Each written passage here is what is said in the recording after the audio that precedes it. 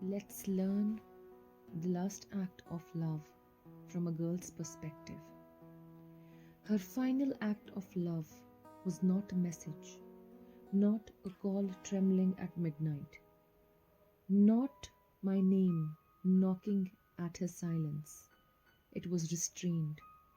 It was choosing not to reach out for him, even when every part of her remembered how his voice once felt like home. It was not forgiveness, not another chance folded into trembling hope, not a message written and erased 100 times before dawn. It was silence chosen with shaking courage.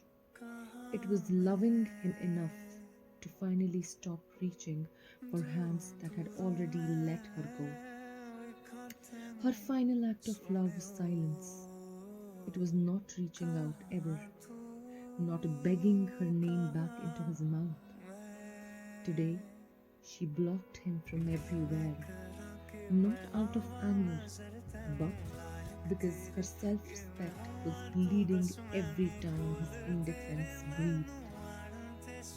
She never wanted him back.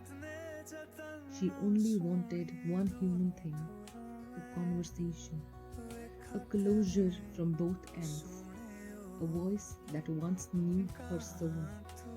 But he chose to look at her as though she was something unclean, something to be discarded without touch.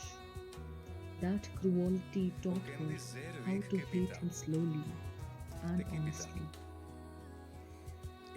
Those who love deeply know that listening once more, seeing once more, is not a weakness, it is a closure.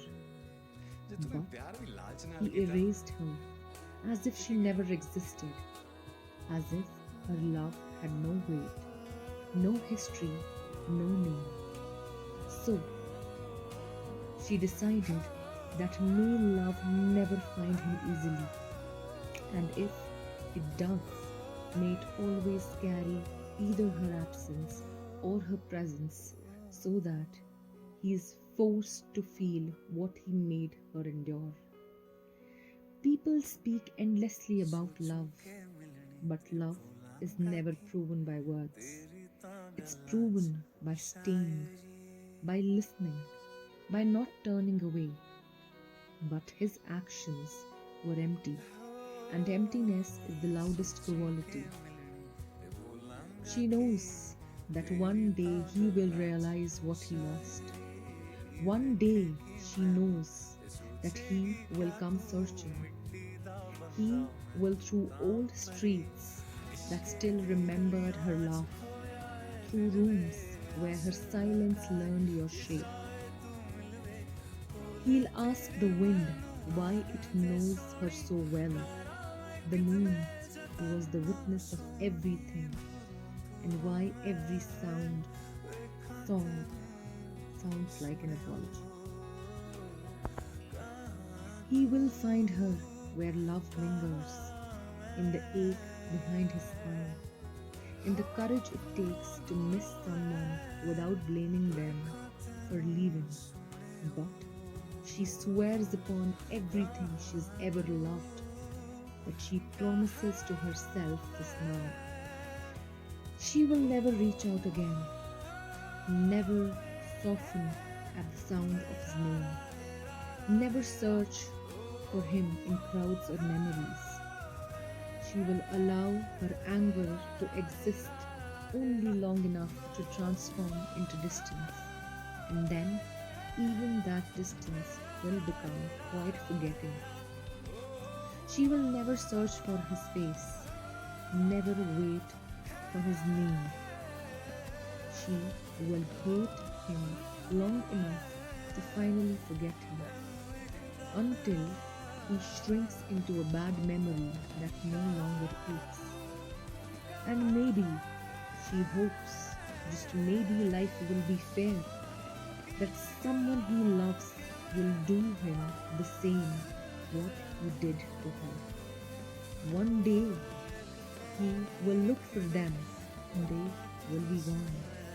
And in that moment, he will understand what neglect feels like when it wears the mask of indifference.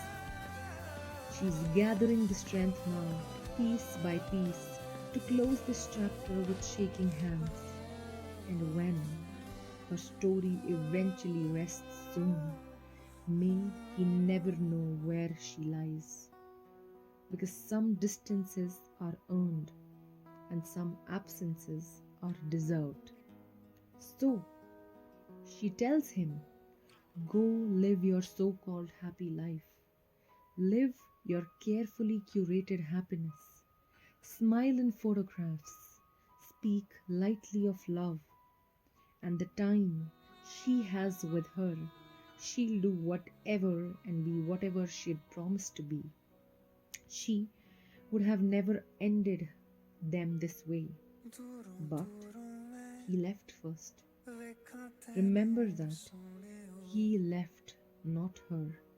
So, this is her final closure before she shuts this painful book, a book she will regret reading but never reopen again.